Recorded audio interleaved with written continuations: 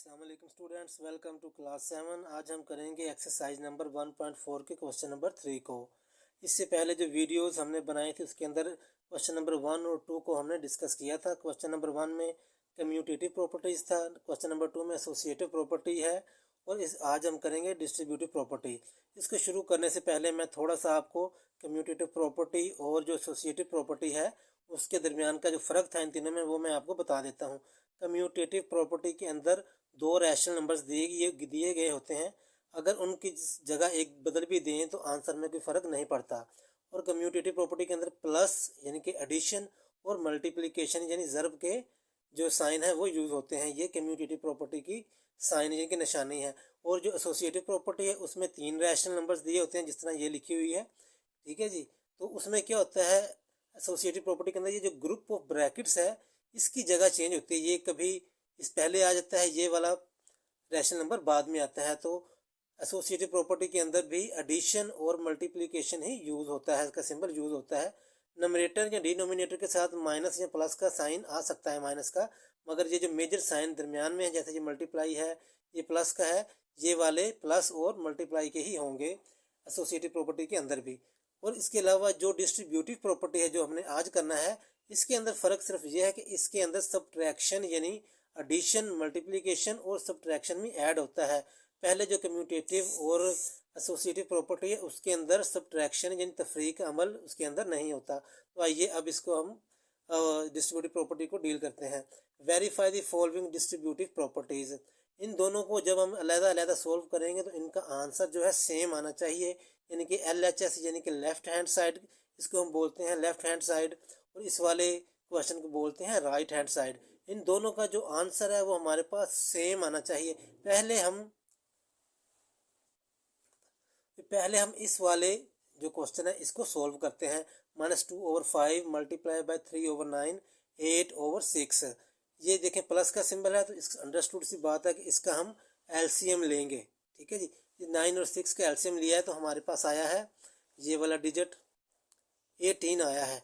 18 का वो हमने एलसीएम पर लिख लिया। इसके बाद बड़ा ही ये जो आसान फार्मूला है, ये जो डिनोमिनेटर होता है इसको एलसीएम पर डिवाइड करते हैं, जो आंसर आता है उसको ऊपर वाले नंबरेटर से मल्टीप्लाई करते हैं। साथ वाली जो फ्रैक्शन है ये अभी फ़िलहाल साथ वैसे ही लिखते जाना है। 18 को अंदर रखा और नीचे वाले डिनोमिनेटर 9 को बाहर रखा तो 9 2 18 होता है। तो 2 को हमने मल्टीप्लाई करना है 3 के साथ, जैसे ये लिखा हुआ है 3 मल्टीप्लाई बाय 2, 2 मल्टीप्लाई 3 भी आप लिख सकते हैं, इसे आंसर में कोई तब्दीली नहीं आती। अब 18 को अंदर रखा और 6 को बाहर रखा, दोनों के डिनोमिनेटर को अलग अलग आपने सॉल्व करना है।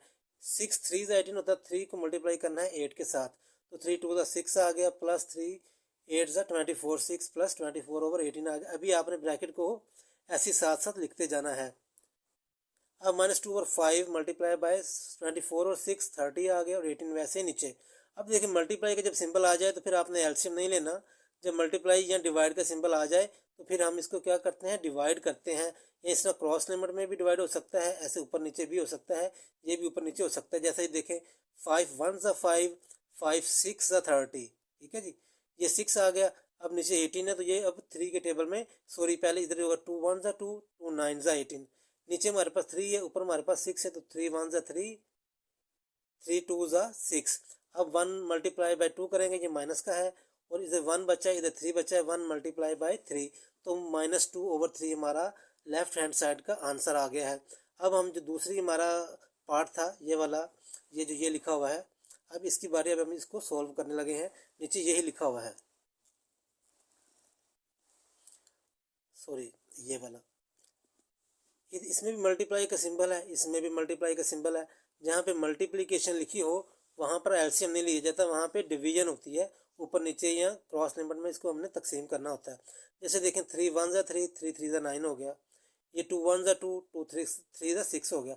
इसके अलावा कोई और आपस में कटता नहीं है, यानी डिवाइड नहीं होता। तो -2 मल्टीप्लाई बाय 1 और 5 मल्टीप्लाई बाय 3, यहाँ पे आ गया -1 मल्टीप्लाई बाय 8 और 5 मल्टीप्लाई बाय 3, तो यहाँ पे आ गया -2/15 प्लस -8/15।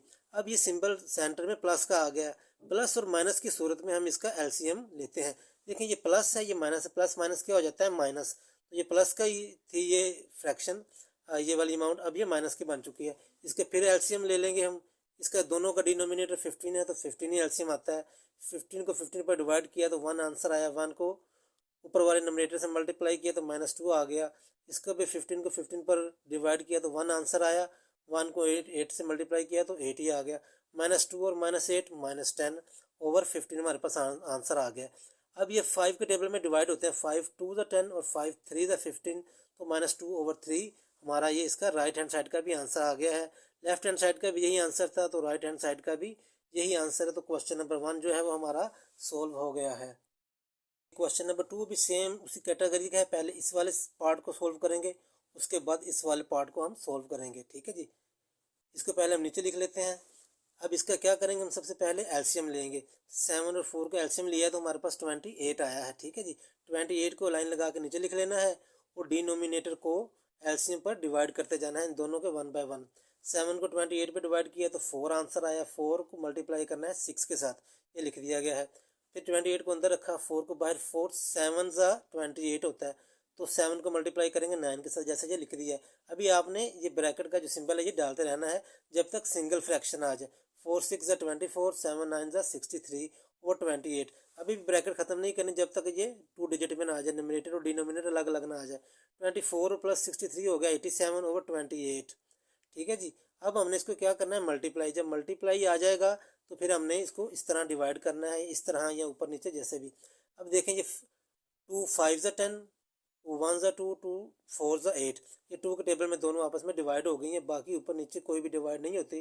तो 5 को मल्टीप्लाई करेंगे 87 से तो आंसर हमारे पास आया है। देखें 87 को 5 से मल्टीप्लाई किया तो 435 और 14 को 11 से मल्टीप्लाई किया तो 154।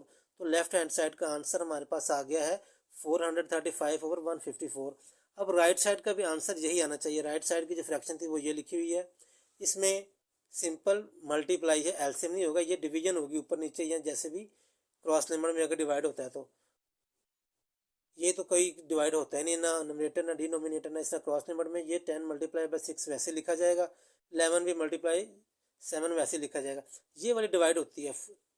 10 और 4 था, 2 2 ज़ा 4 हो गया, 2 5 ज़ा 10।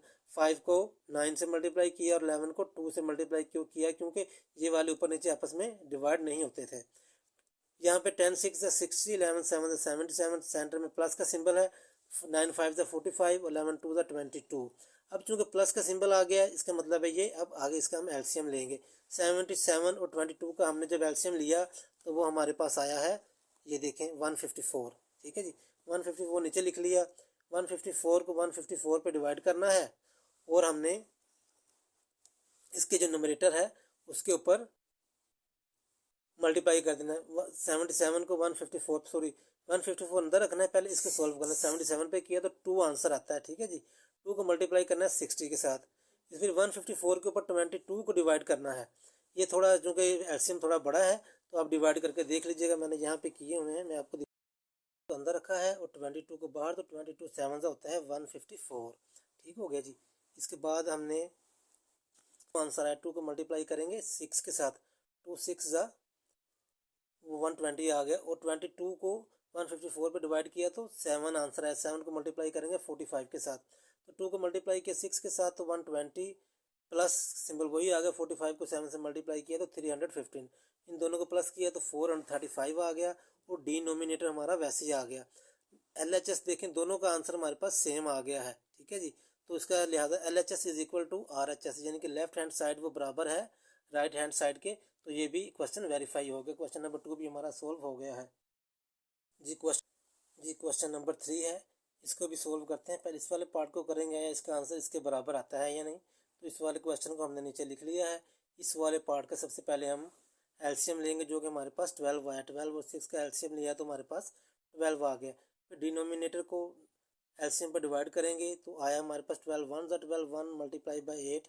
6 को 12 पे डिवाइड किया तो 2 आंसर है। 2 को 2 2 ज़ा 4, 1 8 1 ज़ा 8 आ गया, 2 2 ज़ा 4 आ गया। और एलसीएम अभी नीचे ब्रैकेट अभी आपने ख़त्म नहीं करनी, ये थोड़ा गलत हो गया था। तो ये देखें 15 ओवर 16 मल्टीप्लाई बाय ब्रैकेट में 8 में से 4 निकाला तो 4 12 का 12 नीचे आ गया। अब ये मल्टीप्लाई हो गया नीचे आके, अब इसके एलसीएम नहीं लेना हमने। अब 4 1 ज़ा 4 और 4 4 ज़ा 16। अब ये 12 और 15 3 के टेबल में डिवाइड हुआ है, 3 4 ज़ा 12 और 3 5 ज़ा 15, अब कोई भी आपस में डिवाइड नहीं होता, तो 5 1 ज़ा 5 और 4 4 ज़ा 16, तो 5/16 जो है हमारा LHS यानी कि लेफ्ट हैंड साइड का हमारा ये आंसर आ गया है। अब हम दूसरी जो उसके ऑपोजिट लिखी हुई थी फ्रैक्शन उसको देखते हैं। ये वाली जो थी हमारे पास, इसको हमने नीचे लिख लिया है। अब हम इसको सॉल्व करते हैं। ये मल्टीप्लाई है, इसको सेम ये डिवाइड होगा।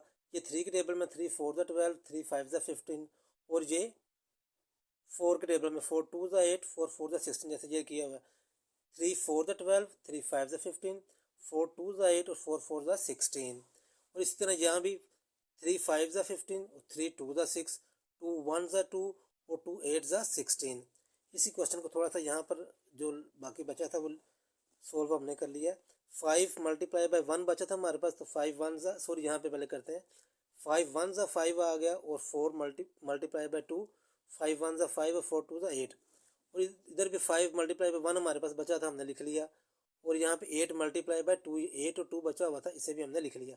अब 5 1 ज़ा 5 और 4 2 ज़ा 8, 5 1 ज़ा 5, 8 2 ज़ा 16, तो इसको मल्टीप्लाई करने के बाद हमने यहाँ पर लिख लिया। ये देखें, 5 1 ज़ा 5, 4 2 ज़ा 8, 5/8 यहाँ पर आ गया, और 5/16, 5 1 ज़ा 5, 8 2 ज़ा 16 माइनस 16 यहाँ पे आ गया। आगे फिर इसका अब हम क्या करेंगे, हमें एलसीएम लेना पड़ेगा। माइनस की अमाउंट आ गई, तो 8 और 16 का जब एलसीएम लिया तो 16 ही हमारा एलसीएम आया है। ठीक है जी, तो 16 को जो एलसीएम आया है उसको डिनोमिनेटर पर हमने मल्टीप्लाई करना है। 8 2 ज़ा 16, 2 को 5 से मल्टीप्लाई करेंगे, 16 1 ज़ा 16, 1 को 5 से मल्टीप्लाई करेंगे, 2 5 ज़ा 10, 5 1 ज़ा 5/16, 10 में से 5 निकाला तो 5/16, वही आंसर जो 5/16 हमारा लेफ्ट हैंड साइड का आया था वही हमारा राइट हैंड साइड का आ गया। तो क्वेश्चन नंबर 3 भी हमारा सोल्व हो गया है। क्वेश्चन नंबर 4 जो है, क्वेश्चन नंबर 4 है, पहले इस वाली अमाउंट को सोल्व करेंगे, फिर इस वाली को। इसको मैंने पहले नीचे लिख लिया, इसका हमें एलसीएम लेना पड़ेगा। इसका एलसीएम आया है 10, 10 और 5 का एलसीएम लिया तो 10 आया था। अब डिनोमिनेटर को एलसीएम में डिवाइड करेंगे तो 1 आया, 1 को 8 से मल्टीप्लाई किया, इसको इस पर डिवाइड किया तो 5 को 10 पर, तो 2 आंसर है 2 मल्टीप्लाई बाय 4, 8 माइनस 8/10 आ गया। 8 में से 8 निकाला तो 0 आ गया। अगर जिसका नोमिनेटर 0 आ जाए वो मल्टीप्लाई उसकी वैल्यू 0 आ जाती है, और 0 जिससे मल्टीप्लाई होता है उसकी वैल्यू भी 0 आ जाती है। तो लेफ्ट हैंड साइड का आंसर हमारा 0 आ गया। दूसरे फ्रैक्शन को सोल्व करते हैं। दूसरे फ्रैक्शन में इसको पहले नीचे लिख लें, इसके बाद ये डिवाइड होगा, 2 2 ज़ा 4, 2 5 ज़ा 10, और इसके बाद ये 4 2 4 ज़ा 8 और 2 3 ज़ा 6, यहाँ भी ये 2 2 ज़ा 4 और 2 3 ज़ा 6, इसके बाद -2 और 4 बचा है, -2 मल्टीप्लाई बाय 4 और 3 मल्टीप्लाई बाय 5, जो नीचे अमाउंट्स बच्चों ने लिख लेना है। ये -4 मल्टीप्लाई बाय 2 और 3 मल्टीप्लाई बाय 5 लिख लिया। यहाँ पे आ गया जी -8/15, ये माइनस है, ये भी माइनस है, माइनस और माइनस प्लस हो गया, 8/15 हमारा आ गया। इसके बाद हम इसका एलसीएम लेंगे, 15 को नीचे लिखेंगे, 15 को 15 पे किया तो 1 आंसर आया, -1 को -8 से मल्टीप्लाई किया तो -8, 15 को 15 पे किया तो 1 आंसर आया, 1 को 8 से किया तो 8 ही आ गया। -8 है, इधर +8 है, 0/15 हमारा आ जाता है। 0 स्टूडेंट्स जिसका आंसर आ जाए उसका जो है वो नंबरेट, उसका जो वैल्यू है वो 0 के बराबर हो जाती है। तो लेफ्ट हैंड साइड का भी हमारा आंसर 0 था, और राइट हैंड साइड का भी हमारा आंसर 0 आ गया है। तो एक्सरसाइज नंबर 1.4 जो है वो हमारी कंप्लीट सॉल्व हो गई है। अगर वीडियो आपको पसंद आए तो लाइक और सब्सक्राइब ज़रूर करें। Thank you very much.